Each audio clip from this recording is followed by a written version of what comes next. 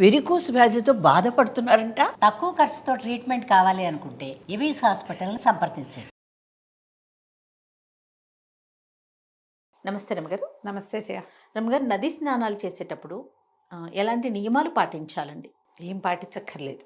అంతేనా? ఒకటి ఫస్ట్ కొన్ని పాటిస్తే మంచిది. ఓ చాలా పాటించవచ్చు, అవన్నీ మనకు చేత కాదు, కొంచెం వచ్చు.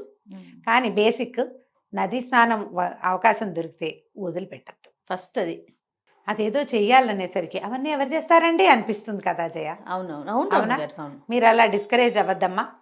నదీ స్నానం ఎక్కడైనా, ఓ గోదావరి, ఓ కృష్ణ, ఓ కావేరి, ఓ తుంగభద్ర, ఏదైనా ఇది నది అనగానే చెంగును దూకేయండి అందులో, అంతే. ఎందుకంటే ఈ నదులలో ఒక రకమైన కరెంట్స్ ఉంటాయి జయ, ఎక్కడి నుంచో వస్తాయి. ఈ నదులు సాధారణంగా అన్నీ కూడా మునుల వల్ల జన్మించినవిగా ఉంటాయి. ఏదో ఒక అద్భుతమైన కార్యాన్ని సాధించడానికి పుట్టినవై ఉంటాయి.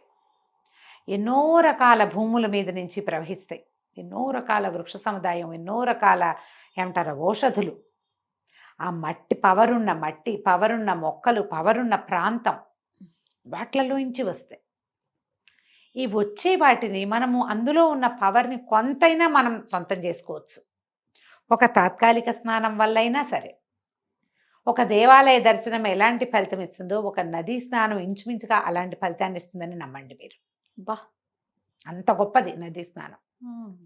ఏదో చెరువు స్విమ్మింగ్ పూల్స్లో దూకట్లేదమ్మా, మనం చేసుకునేవే గోతులు, మనం తీసుకున్న గోతులే మనమే సిమెంట్ చేస్తాం, దాని నిండా సిమెంటు, క్లోరిను, దిబ్బ తిరుగుండం, నీళ్లు. అవును, అంతేనా? నీళ్ళు కనపడితే ఉద్రేకంగా ఉంటుంది చాలామందికి. ఈ దిగుతాం, వీటి వల్ల వచ్చే ప్రయోజనం లేదు, కేవలం నీటిలోకి దిగటమే కానీ, అంతే కదా. అంతేగా. కానీ నదులు అట్లాంటివి కాదు, వాటికి సహజ సిద్ధంగానే శక్తి ఉంటుంది. దాంట్లోకి వెళ్తే ఎంతో కొంత ఉపయోగపడుతుంది. నదీ స్నానం వల్ల ఉన్న ప్రయోజనాలు అన్నీ ఇన్నీ కాదు. మీకు మళ్ళీ ఇంకోటి ఏంటంటే, ఈ స్నానం చేశాక సమీపంలో ఉన్న దేవాలయ దర్శనం చేయగలిగారా, ఒకటికి 10 లాభం మీకు.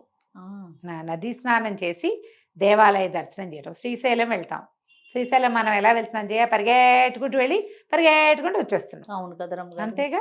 ఇవాళ పొద్దున వెళ్తాం, రేపు పొద్దున వచ్చేస్తాం. అంతే. హైదరాబాద్ నుంచి అయితే అంతే, రాత్రికి రాత్రి తిరిగి వచ్చేసే వాళ్ళు కూడా కొన్ని ఉంటాయి కొంతమంది, అవి కూడా సాయంత్రమే పరిగెత్తుకొచ్చేసి వచ్చేస్తున్నాం.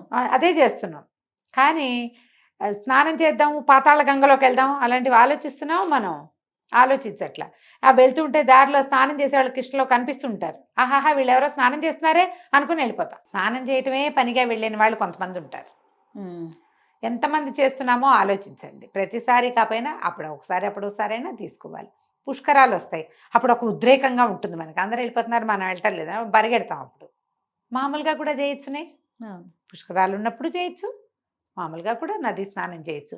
ఏ కాశీయో వెళ్తారు, శ్రీరంగం వెళ్తారు. కాశీ వెళ్తే అందరూ గంగా స్నానం ఖచ్చితంగా చేస్తారు. శ్రీరంగం వెళ్ళిన వాళ్ళు కావేరీ స్నానం చేస్తున్నారా అదొకటి చూసుకోండి. మొన్న నేను ఉజ్జయిని వెళ్ళాను, క్షిప్రలో స్నానం చేయలేదు జయ, నాకు ఎంత బాధగా ఉందో. మళ్ళీ వెళ్ళిపోవాలని ఉంది, ఎందుకంటే మేము ఉన్నది ఒక చోట, ఆ నది ఇంకొక చోట, ఏమిటో నడక, ఏదో గందరగోళం. ఆ మొత్తం అంతా అయిపోయి తిరిగి వచ్చే పూట చూసి ఆ స్నానం చేస్తున్న వాళ్ళని చూస్తే నాకు వచ్చింది జయ కుళ్ళు. మామూలుగా నాకు కుళ్ళిపోతాను, అవి ఉండవు, దేన్ని చూసినా రాదు. కానీ ఎవరి తోటలో అయినా వాళ్ళు వంకాయలో సొరకాయలో కోసుకుని కూర చేసుకుంటుంటే ఒకటే, బాగా చేస్తున్నారు, ఏంటి వీళ్ళ అదృష్టం, నాకు రాలేదే ఇది అనిపిస్తుంది. అదొకటి. అక్కడి నుంచి నదీ స్నానం చేసే వాళ్ళని చూసినా నాకు అలాంటి భావమే వస్తుంది. బాబ్బా వీళ్ళు ఎంత అదృష్టవంతులు, భలే హాయిగా చేస్తున్నారే వీళ్ళు అనిపిస్తుంది. ఆ అవకాశాన్ని తీసుకోండి. ప్రతిసారి కూడా స్నానం, ఇప్పుడు ధర్మపురి అవి వెళ్తే గోదావరి ఎక్కడో ఉంది, నీళ్ళు ఇన్నే ఉన్నాయి. ఓసారి ఇప్పుడు భద్రాచలం వెళ్తే చాలా తక్కువ నీళ్లు, సరే అంత తక్కువగా ఉన్నాయి వద్దులే అలా అనిపించింది. కానీ వెళ్ళి అలాంటిది చేయొచ్చు.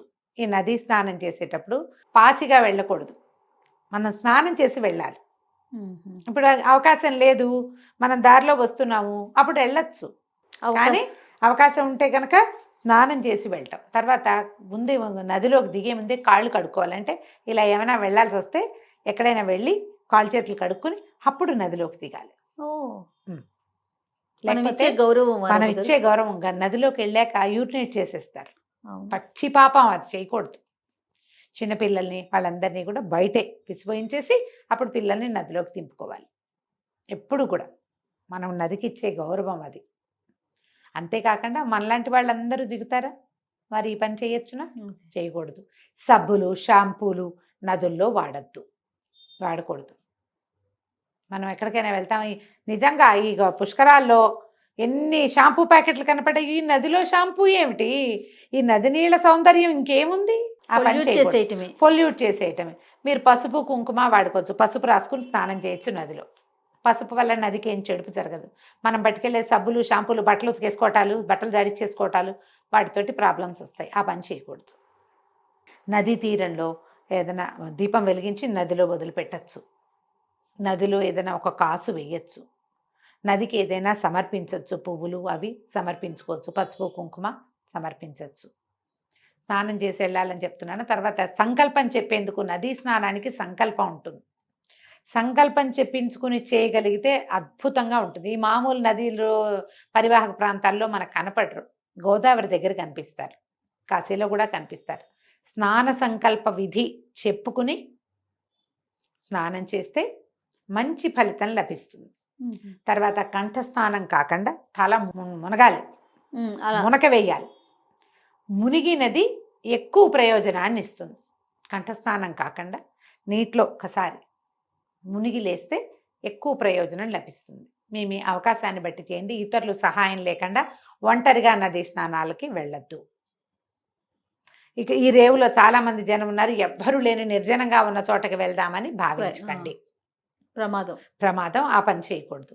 జనం ఉన్న చోటే మంచిది. తర్వాత ఎవరైనా మనకేసి చూస్తున్నారేమోనని పరిశీలించకూడదు. మనం ఎవరికేసి చూడకూడదు. నదీ స్నానాల్లో అది నియమం. మగవాళ్ళైతే తర్పణాలు విడవటం, వాళ్ళ పెద్దవాళ్ళ మాట పేరు ఎవరిదైనా తలుచుకొని ఇవ్వచ్చు. తర్వాత సూర్యుడికి అర్ఘ్యం ఇవ్వచ్చు. ఆడవాళ్ళు కూడా ఇచ్చుకోవచ్చు. తెల్లవారైతే సూర్యుడికి అర్ఘ్యం ఇవ్వచ్చు, నీళ్ళెత్తి సూర్యుడికి చూపించి వదిలిపెట్టచ్చు. తర్పణాలు లాంటివి కూడా విడుచుకోవచ్చు. మంత్రం చెప్పుకుని స్నానం చేస్తే విశేషమైన ఫలితం లభిస్తుంది.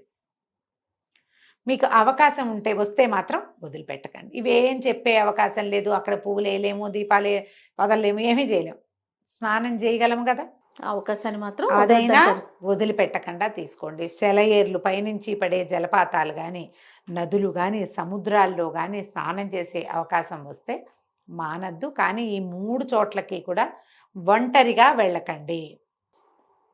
నేను తాను కూడా కాదు, ఇంకా ఉండాలి జనం. మన ఇద్దరమే ఉన్నాం పర్వాలేదు అనుకోకండి. కొంచెం నలుగురు ఉండాలి. అక్కడ నలుగురు మనుషులు కనపడ్డ చోట దిగచ్చు, మనుషులు లేని చోట్ల మాత్రం దిగద్దు. నదికి నమస్కారం చేసుకోండి.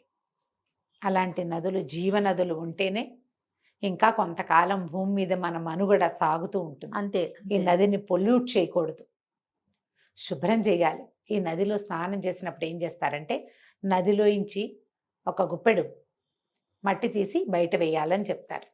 ఓ రాయి తీసి బయట వేయటం. నదులు పూడికి తీయబడాలి, మట్టి తీసి విసురుతారనమాట బయటికి. పెద్దవాళ్ళు చెప్తారు, చేతికి అందిన మట్టి తీసి విసరండి అని. అవకాశం ఉంటుంది, ఉండదు. పాత రోజుల్లో చేసేవాళ్ళు. నువ్వు ఎంతసేపు అడుగుతావు కదా, కాయిన్స్ వేస్తాము నదిలో. పాత రోజుల్లో ఏం చెప్పేవాళ్ళు, మనవి రాగి కాసులు ఉండేవి. ఈ రాగి లోహం వల్ల నీళ్లు శుభ్రపడతాయి, అందుకని రాగి కాసులు వేయించేవాళ్ళు.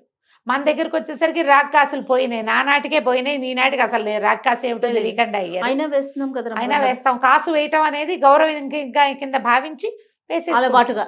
ఈ లోహాల వల్ల మన నదికి ఒరిగేది నిజంగా ఏం లేదు, ఏముండదు. కానీ రాగి కాసు, మీరు ఏదైనా నది స్నానానికి వెళ్తుంటే ఒక రాగి కాసు కొనుక్కోండి, బజార్ వెళ్ళి ఒక కాసు కొనండి, తీసుకెళ్ళి వేయండి. సూపర్. అప్పుడు నది నీళ్ళని శుభ్రం చేసిన ఫలితం మనకు లభిస్తుంది. తప్పకుండా. అంతే. చాలా సంతోషం రమ్మ గారు. నమస్తే. నమస్తే.